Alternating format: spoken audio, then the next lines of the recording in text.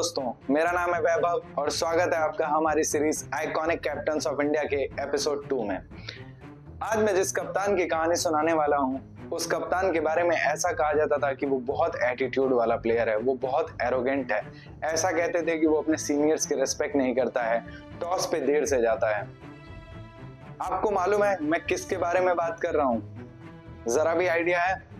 मैं बात कर रहा हूँ सौरव गांगुली के बारे में, जिन्हें हम प्यार से दादा भी कहते हैं। सौरव गांगुली क्या वाकई में ऐसे प्लेयर थे? क्या वाकई में उनका एटीट्यूड उनके खिलाफ था, या फिर वही एटीट्यूड इंडियन क्रिकेट को इतनी बुलंदियों तक लेके गया? तो चलिए शुरू करते हैं। बात तब की है जब पूरा क्रिकेट वर्ल्ड एक स्कैंडल से जूझ रहा था।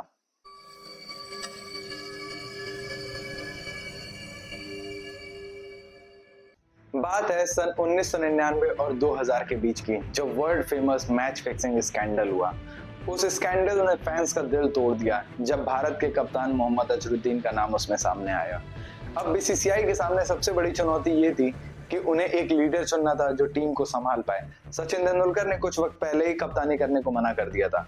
ऐसे में सौरव गांगुली का नाम सामने आया। सौरव गांगुली जब कप्तान बने तो लोगों के मन में सवाल बहुत थे कि ये बहुत एग्रेसिव है, बहुत एरोगेंट है, क्या ये कप्तानी कर पाएगा? लेकिन इन सारे सवालों का जवाब सौरव गांगुली ने अपने बैट से दिया। जब सन 2000 की हुई नॉकआउट ट्रॉफी, जिसको आज हम चैंपियंस ट्रॉफी के नाम से भी जानते हैं, वहां पे गांगुली ने शानदार प्रदर्शन किया और इंडिया ने भी बहुत ही बढ़िया प्रदर्शन किया।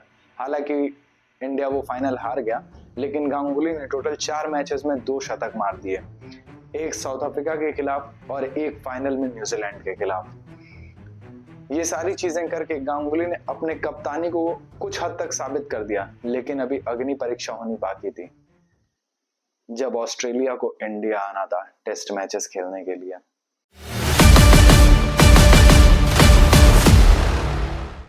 सन 2001 में स्टीवा की माइटी ऑस्ट्रेलिया, जो पिछले 15 मैच से अनडिफीटेड थी, जिसको लगभग अनडिफीटेबल मान लिया गया था, वो अब इंडिया आ रही थी 3 टेस्ट मैचेस खेलने के लिए। इंडिया की यंग टीम के सामने बहुत बड़ी चुनौती थी। लोगों को कोई भी उम्मीद नहीं थी कि ये यंग सौरव गांगुली की टीम ऑस्ट्रेलिया के सामने जरा भी टिक पाएगी, और उनकी उम्मीदें और पक्की हो गई जब ऑस्ट्रेलिया ने पहला मैच आसानी के साथ 10 विकेटों से जीत लिया। लेकिन दूसरा टेस्ट मैच, उस दूसरे टेस्ट मैच में क्या वापसी की सौरव गांगुली की टीम ने, द ईडन गार्डन मिरेकल, जहां पे इंडिया को पहली पारी में फॉलो ऑन खेलने के लिए मजबूर किया गया, और वहां पे निकल के आए 2 महान दिग्गज टेस्ट क्रिकेट के, वीवीएस लक्ष्मण और राहुल द्रविड़।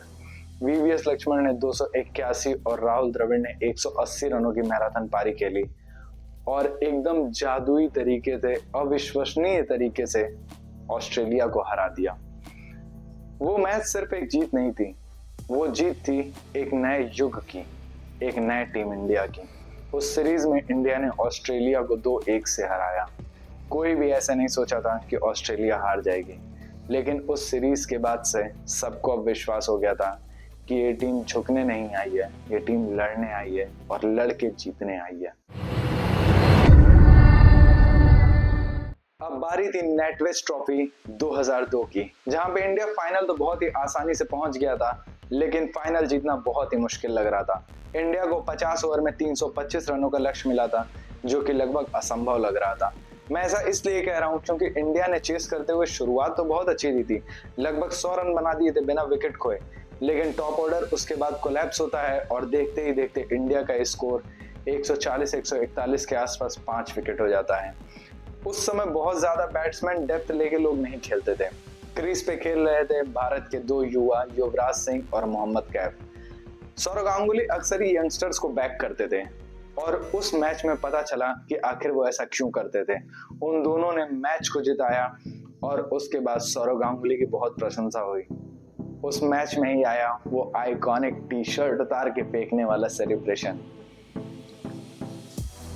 लेकिन क्या सौरव गांगुली इन सेलिब्रेशंस में ही लिमिटेड रह गए थे, या वो देश विदेश में जाके भी अपने झंडे गाड़ने वाले थे?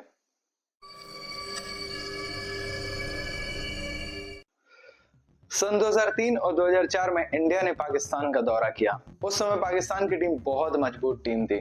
उनकी टीम में एक से एक प्लेयर खेल रहे थे। जैसे इंजमाम उल हक, यूसुफ, मोइन खान, शोएब अख्तर, ये सारे प्लेयर अपने आप में ही मैच विनिंग प्लेयर थे। ऐसे में इंडिया टीम का वहां जाना और अपना डोमिनेंस दिखाना बहुत बड़ी बात थी। पहले ओडीआई सीरीज में इंडिया ने पाकिस्तान को 3-2 से हराया। उसके बाद 3 टेस्ट मैचेस में इंडिया ने पाकिस्तान को 2-1 से हराया, जो उस समय और इवन आज भी बहुत बड़ी बात है। सौरव गांगुली ओवरसीज जाके मैचेस जीत रहे थे, इसीलिए उनका ओवरसीज रिकॉर्ड बहुत ही शानदार है।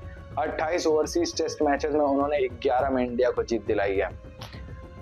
सौरव गांगुली 2003 में इंडिया को वर्ल्ड कप फाइनल तक भी लेके गए थे, लेकिन अनफॉर्चुनेटली हम वो फाइनल ऑस्ट्रेलिया से हार गए। ऑस्ट्रेलिया ने हमें पहले भी बहुत हार्ट ब्रेक दिए दोस्तों, 2023 वाला तो बहुत लेटेस्ट है। खैर ये बातें मैं बाद में करूंगा। आपको और बताता हूँ, सौरव गांगुली की एक आदत थी, वो यंगस्टर्स को बहुत ज्यादा बैक करते थे। उन्होंने इंडिया के लिए खूब सारे यंगस्टर्स को बैक किया और आज वो प्लेयर फेमस नहीं है, उन्हें लेजेंड की कैटेगरी में लोग रखते हैं, जैसे जहीर खान, युवराज सिंह, हरभजन सिंह, महेंद्र सिंह धोनी तक। इन सारे प्लेयर्स को सौरव गांगुली ने बहुत ज्यादा बैक किया है। सब कुछ इंडियन क्रिकेट के साथ बहुत अच्छा चल रहा था, लेकिन वो कहा जाता है ना कि जितनी तेज और जितनी ऊंची उड़ान होती है उतना ही बड़ा क्रैश भी होता है। 2005 में इंडिया के कोच बने ग्रेग चैपल और सौरव गांगुली के बीच में कभी भी इक्वेशन ठीक नहीं थी। उसी बीच एक ईमेल लीक होता है मीडिया में, जिसमें लिखा था कि सौरव गांगुली फिजिकली और मेंटली इंडिया टीम को लीड करने के लिए फिट नहीं है। उसके बाद क्या, देखते ही देखते सौरव गांगुली से कप्तानी छीन ली गई। सिर्फ कप्तानी नहीं छीनी गई, सौरव गांगुली को टीम से भी बाहर कर दिया गया। लोगों को, फैंस को तो ये समझ में ही नहीं आ रहा था कि ये हो क्या रहा है। जो कप्तान टीम इंडिया को देश विदेश में जाके मैचेस जिता रहा है, क्या वो फिजिकली और मेंटली फिट नहीं है? फिजिकली एक बार को समझ में आता है, मेंटली फिट नहीं है। लेकिन असली तबाही अभी आनी बाकी थी। असली तबाही 2007 ओडीआई वर्ल्ड कप।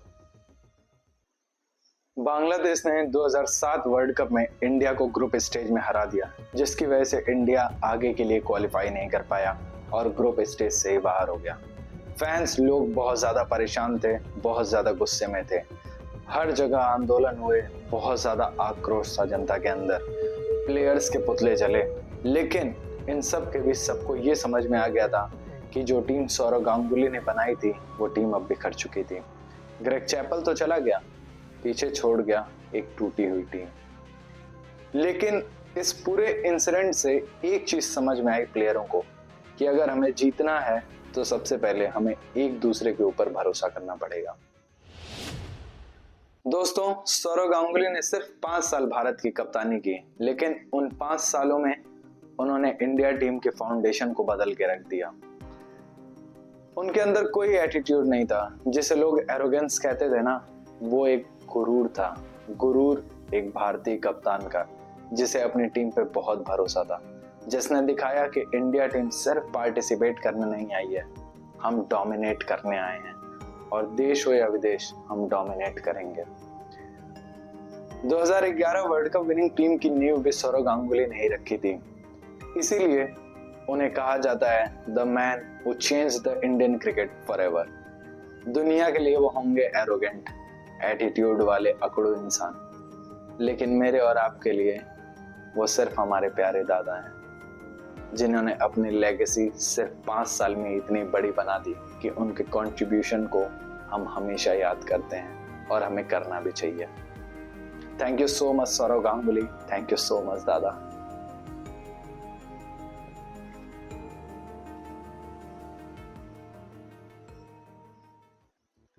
ये थी कहानी भारत के एक और शानदार कप्तान की। अगर वीडियो आपको अच्छी लगी हो तो इसको लाइक कर दीजिएगा, चैनल को सब्सक्राइब कर दीजिएगा और बेल आइकन जरूर दबा दीजिएगा, ताकि जब एपिसोड 3 आए तो सबसे पहले आपको पता चल जाए। आई होप आपको वीडियो अच्छी लगी होगी। Thank you for your time, thank you for your attention, thank you so much.